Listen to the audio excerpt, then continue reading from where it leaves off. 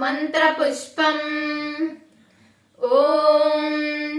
धाता पुरस्ताद्यमुदा जहार शक्रप्रविद्वान् रदिशश्चतस्र तमेवं विद्वानमृत इह भवति नान्यः पन्था अयनाय विद्यते। ॐ सहस्रशीर्षं देवं विश्वाक्षं विश्वशम्भुवम् विश्वं नारायणं देवमक्षरं परमं पदं विश्वतः परमान् नित्यं विश्वं नारायणगं हरिं विश्वमेवेदं पुरुषस्तद्विश्वामुपजीवति पतिं विश्वस्यात्मेश्वरगं शाश्वतगं शिवमच्युतं नारायणं महाज्ञेयं विश्वात्मानं परायणं नारायणः परो ज्योतिरत्वं नारायणः परः नारायणः परब्रह्म तत्त्वं नारायणः परः नारायणः परो ध्याता ध्यानं नारायणः परः यच्च किञ्चित् जगत् सर्वं श्रूयते श्रूयतेऽपि वा अन्तर्बहिश्च तत्सर्वं व्याप्य नारायणस्थितः अनन्तमव्ययं कविगुं समुद्रेन्तं विश्वशम्भुवम् पद्मकोशप्रतीकाशहृदयं चाप्यधोमुखम् अतो निश्च्यावितस्यान्येनाभ्यामुपरि तिष्ठति ज्वालमालाङ्कुलं भाति विश्वस्यायतनं महत् सन्ततगं शिराभिस्थूलं बध्याकोशसन्निभम् तस्यान्तो सुशिरगं सूक्ष्मं तस्मिन् सर्वं प्रतिष्ठितम् तस्य मध्ये महानग्निर्विश्वाच्चिर्विश्वतो मुखः सोऽग्रभुग्विभजन्तिष्ठन्नाहारामजरः कवि तिर्यगूर्ध्वामदशायी रश्मयस्तस्य सन्ततः सन्तापयति स्वं देहमापादतलमस्तक तस्य मध्ये वहाशिखा अनियो ऊर्ध्वा व्यवस्थिता नीलतो यदमध्यस्थ विद्युल्लेखे वभास्वर नीवारशूकवत्तन्वी पीताभसत्यनूपमा तस्य शिखाय मध्ये परमा आत्मा व्यवस्थिता स ब्रह्म स शिवः स हरिसेन्द्रः सोऽक्षरः परमस्वराट् योपां पुष्पं वेद पुष्पवान् प्रजावान् पशुमान् भवति चन्द्रमा वा अपां पुष्पं पुष्पवान् प्रजावान् पशुमान् भवति य एवं वेद योपामायतनं वेद आयतनवान् भवति अग्निर्वा अपामायतनम् आयतनवान् भवति यो अग्नेरायतनं वेद आयतनवान् भवति आपो वै अग्नेरायतनम् आयतनवान् भवति य एवं वेद योपामायतनं वेद आयतनवान् भवति वायुर्वा अपामायतनम् आयतनवान् भवति यो वायोरायतनं वेद आयतनवान् भवति आपो वै वायोरायतनम् आयतनवान् भवति य एवं वेद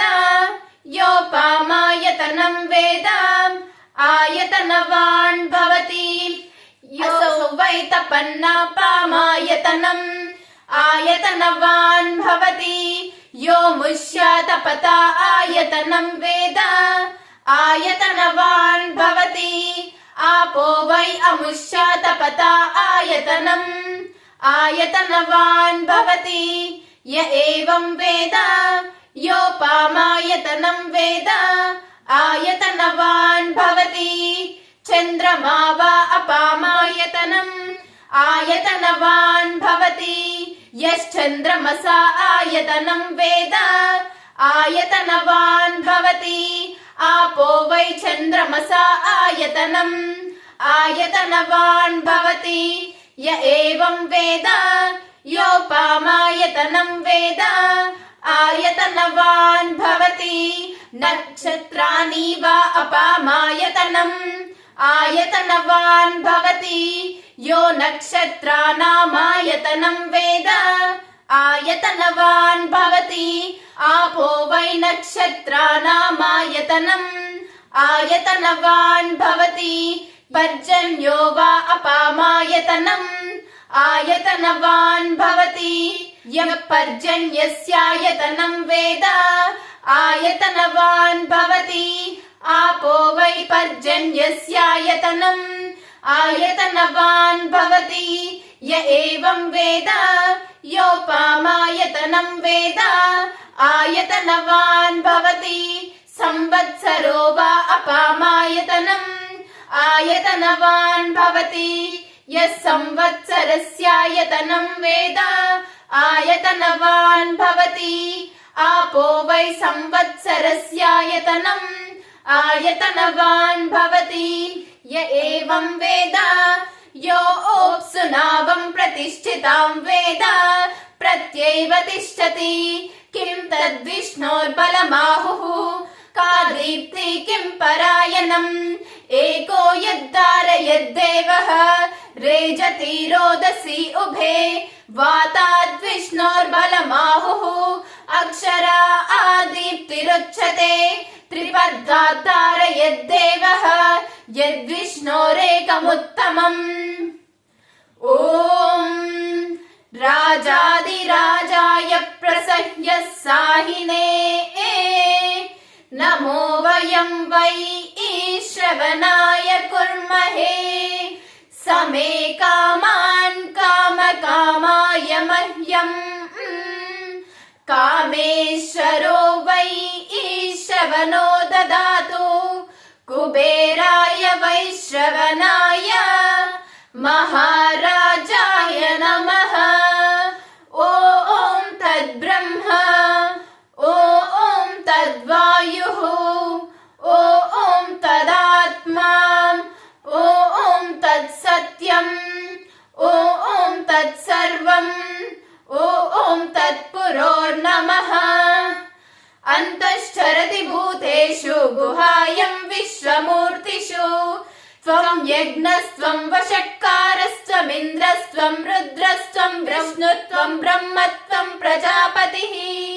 त्वं तदाप आपो ज्योतिरसोऽमृतं ब्रह्म भूर्भुवः सुवरोम् ईशानः सर्वविद्यानामीश्वरः सर्वभूतानां ब्रह्माधिपतिर्ब्रह्मणोऽधिपतिर्ब्रह्म शिवो मे अस्तु सदाशिवोम् ऋतगं सत्यं परं ब्रह्म पुरुषं कृष्णपिङ्गलम् ऊर्ध्वरेतं विरूपाक्षं विश्वरूपाय वै नमो नमः नारायणाय विद्महे वासुदेवाय धीमहि तन्नो विष्णुः प्रचोदयात् तत्पुरुषाय विद्महे महादेवाय धीमहि तन्नो रुद्रः प्रचोदयात्।